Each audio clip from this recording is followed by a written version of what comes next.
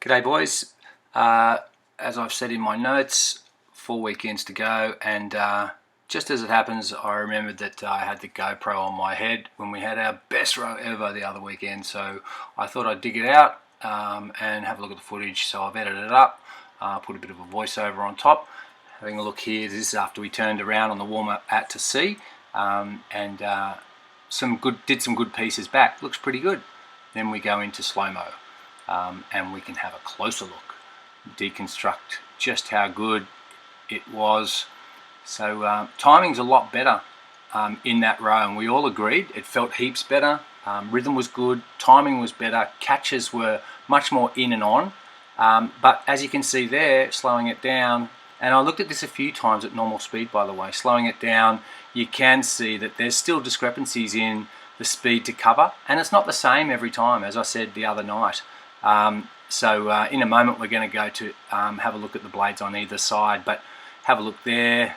So that one, you know, it's just like little tiny differences, but it makes a big difference to the response of the boat.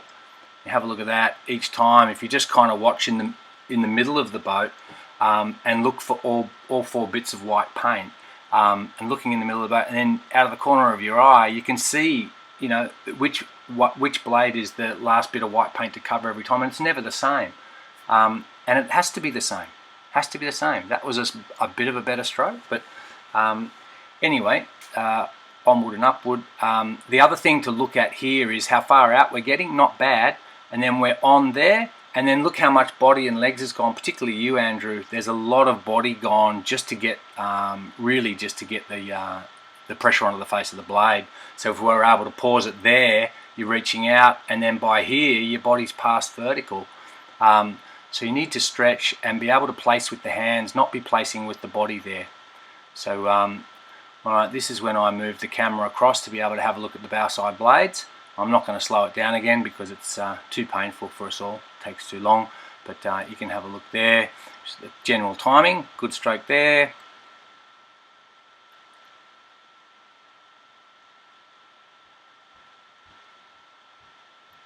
If we slowed that down, Graham, I think you would see that you're actually coming out a little early on Dave there.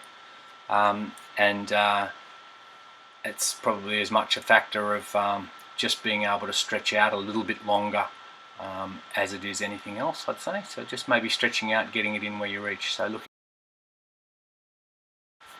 coming across onto the stroke side blades now, and we're going to have a look at that and go to slow-mo. So just wanted to just have a look at a couple of things. Andy out early on Craig there, and a factor of that is that you're getting out there, you're getting it in, but look how far back your body's going. As I'm just going to pause it again and see if I can show you that. To actually sort of get covered. So let's have a look at it again on this one. So down and in, timing's good, but there your body's already behind perpendicular. So you're using all that body range from stretch to through square off, just really to get the pressure on the face of the blade, and then out early. Craig, I want you to have a look at, while we're in the slow-mo here, your timing off the back. So even though Dave said he felt like he had more time, still coming out of the back there, bent arms, body coming out, knees bent before, break of the knees, sorry, before Dave. So have a look at it again here. If you have a look right there, and we will, arms are bent, body's rocked over, spike, and knees are broken. So everything's coming out of the back at once. If you look at Dave, the knees are still down almost. He hasn't even got through vertical, and the arm is fully away. So there's still more recovery to come. So going back to normal speed, I think probably you can just stay back a little, hold the knees down, let those hands go away a little bit before you rock over. It's not a matter of sitting back further, and it's probably a pretty small incremental change. So I'd say what the focus you need to feel is the hands going away across the knees, handle toward the knee when you're sitting on the back, mate, is probably what you want to look for. So back to normal speed here, so we haven't got all day. I've got to get up to Bathurst. The timing, not too bad, but remember how good it did feel. So, you know, we're sort of pointing out small things here, as video always does, but it did feel pretty bloody good. So, and we're back on the beach here, and we're just about to go, I think. I probably won't say too much here because it's pretty obvious. Also, you can't see the blade timings because of that fucking drip on the screen. But look, you know, it was a great row, and we're going in the right direction. So we just need to make sure that we can tidy up some things. We'll do a lot of starts in those last couple of weeks, so we don't need to worry too much about that. I'm not worried about that. I'm not worried about me or you in that department. We'll get that right, and that just takes focus. But just going here, still, as I said on the day, just little knocks of blades, you know, kind of putting the timing out. And as you saw at sea, the timing's not perfect even without that. So we've really got to be on our mettle with it all, and it makes such a difference when it is right. You know, the boat really flies. And so this we're rowing out, and then in a moment we start to turn into a buoy turn. So good to have one of these on film.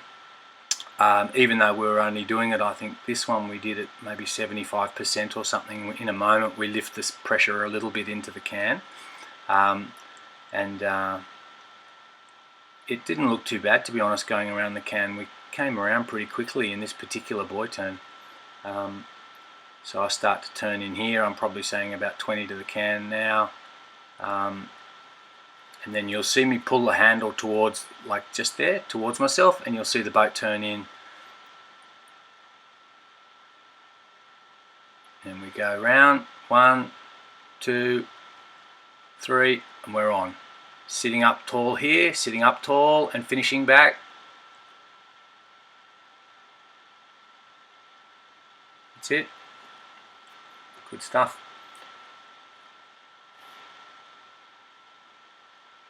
The other thing, Spike, that I was thinking about and having a look at the carnival last weekend was the fact that when we're going for those runners and then we fall off the back and you know you're going to get that big heavy stroke, what we've always done and what I've always tried to do is get right out for a big long one on that heavy stroke, so that you can really just be moving the boat as much as you can.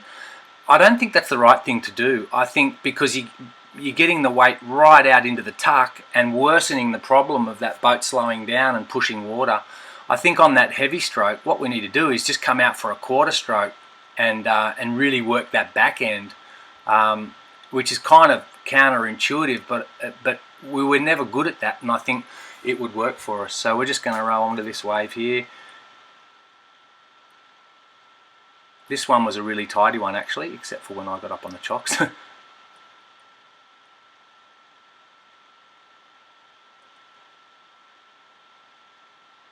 can actually see there the difference, Spike, of how long Dave's getting on the slide, but how far back he's sitting compared to yourself.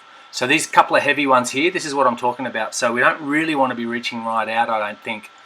And then we get on to the second one behind it. Or maybe we stayed on the same one, I'm not sure. Anyhow, doesn't matter. It was a good row, and we were all pretty happy with it. Good job, guys, and I think that's the end of the voiceover. I think that's the end of the video.